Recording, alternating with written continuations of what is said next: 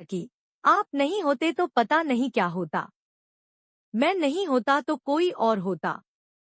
अच्छे लोगों की मदद के लिए कोई ना कोई आ ही जाता है। ऐसा नहीं है प्रतीक जी। मैंने अपने दोस्तों, पड़ोसियों और परिचितों सबको देख लिया। इस कठिन समय में कोई भी मेरे साथ खड़ा नहीं। केवल आप हैं, जिसे 4 से 6 दिन पहले तक मैं जानती भी नहीं थी। आज लगता है ऐसे आपके बिना रह ही नहीं सकती। उसकी बात सुनकर प्रतीक ने एक अलग ही नजर से संस्कृति की तरफ देखा और फिर मुस्कुराकर चला गया। संस्कृति के दिल में अजीब सी बेचैनी होने लगी। वह सोचने लगी कि प्रतीक का साथ इस परेशानी के समय में भी कितना सुकून दे जाता है। अस्पताल में मरीजों के रिश्तेदारों की भागदौड़ और परेशानियों के बीच भी चंद लम्हे वह केवल प्रतीक के बारे में सोचती रह गई। इसी तरह 2 से 3 दिन और गुजरे। अविनाश की हालत काफी गंभीर थी। फिर एक दिन सुबह सुबह संस्कृति को सूचना मिली कि उसके पति की मृत्यु हो गई है। एक पल में संस्कृति को लगा जैसे वह अधूरी रह गई। उसका सब कुछ छिन गया है। प्रतीक ने जितना हो सका उसे धैर्य बंधाया। कोरोना की वजह से वह पति के शव को घर भी नहीं ला सकती थी। लॉकडाउन लगा हुआ था। घर वालों का आना भी कठिन था। ऐसे में उसे समझ नहीं आ रहा था कि पति को अंतिम विदाई कैसे दे। ये भी पढ़े उसके हिस्से की जूठन, क्यों निखिल से नफरत करने लगी कुमुद। इस वक्त भी प्रतीक ही उसके काम आया। मुश्किल की इस घड़ी में सबसे पहले उसने संस्कृति को शांत कराया, फिर उसके पति को शमशान तक ले जाने का सही से इंतजाम कराया। संस्कृति के साथ वह शमशान तक गया। फिर संस्कृति को उसके घर छोड़ने आया। संस्कृति लगातार रो रही थी। उसके हाथ पैर कांप रहे थे।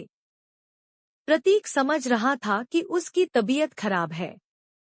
वह अकेली है, सो अपने खाने पीने को लेकर लापरवाह रहेगी तो और तबीयत खराब होगी।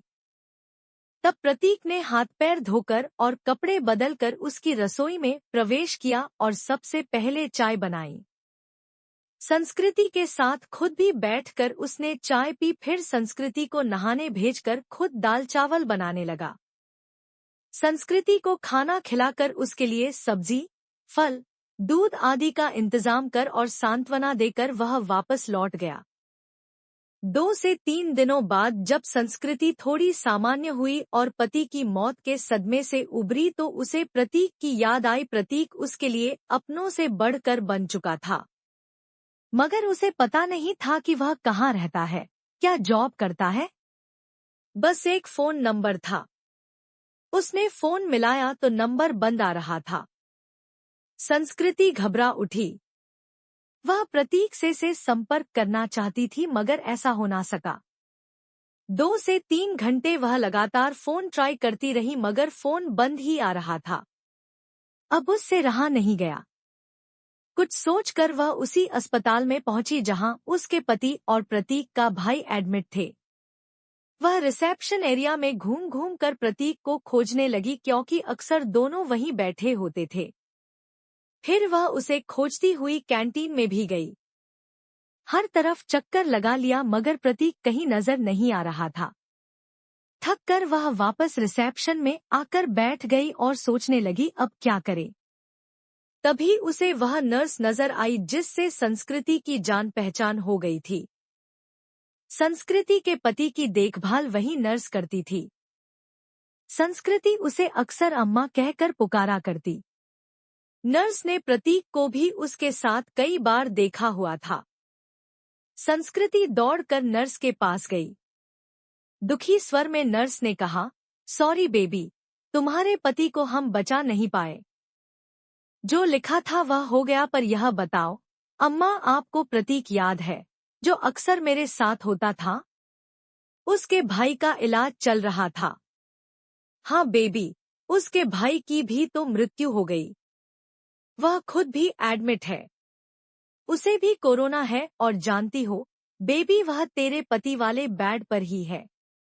Bad number 125। सच अम्मा, आप उसे पहचानती हो ना? हाँ बेबी, पहचानती हूँ। तेरी बहुत हेल्प करता था, पर अब उसकी हेल्प करने वाला कोई नहीं। अकेला है वह। मैं हूँ ना अम्मा। अब उसके लिए किसी भी चीज की जरूरत पड़े तो मुझे बताना। मैं उसके अटेंडेंट के रूप में अपना नाम लिखवा देती हूँ। ठीक है बेबी, मैं बताती हूँ तुझे। इसके बाद संस्कृति पूरे मन से प्रतीक की सेवा में लग गई। उसके लिए घर का खाना, फल, दवाएं वगैरह लेकर आना, उसकी हर जिम्मेदारी अपने ऊपर लेना, डॉक्टरों से उसकी तबीयत की हर वक्त जानकारी लेते रहना जैसे काम वह पूरे उत्साह से कर रही थी। इस बीच प्रतीक की हालत बिगड़ी और उसे आईसीयू ले जाने की जरूरत पड़ गई। इसके लिए अस्पताल के क्लर्क ने उसके आगे एक फॉर्म बढ़ाया। उसमें मरीज के साथ क्या संबंध है, यह लिखकर हस्ताक्षर करना था। संस्कृति कुछ पलों के लिए सोचती रही कि वह क्या लिखे। फिर उसने उस खाली जगह पर पत्नी लिखकर साइन कर दिया। क्लर्क को कागज थमाकर वह खुद में ही मुस्करा उठी। 2 से 3 दिन आईसीयू में रहकर प्रतीक की हालत में सुधार शुरू हुआ और उसे कोविड वार्ड में वापस शिफ्ट कर दिया गया। 7 से 8 दिनों तक लगातार सुधार होने और रिपोर्ट नेगेटिव आने के बाद उसे डिस्चार्ज भी कर दिया गया। इतने दिनों तक संस्कृति ने भी अपना खाना पीना और नींद भूलकर दिन-रात प्रतीक की सेवा की थी। डिस्चार्ज वाले दिन वह बहुत खुश थी। उसने सीधा अपने घर के लिए कैब बुक किया और प्रतीक को अपने घर ले आई।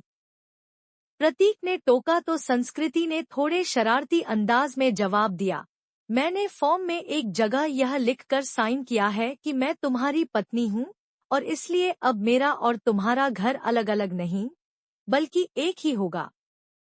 मगर संस्कृति लोग क्या कहेंगे? लोगों का क्या है प्रतीक? जब मुझे जरूरत थी तो क्या लोग मेरी मदद के लिए आगे आए थे? नहीं ना। उस वक्त तुमने मेरा साथ दिया। अब मेरी बारी है।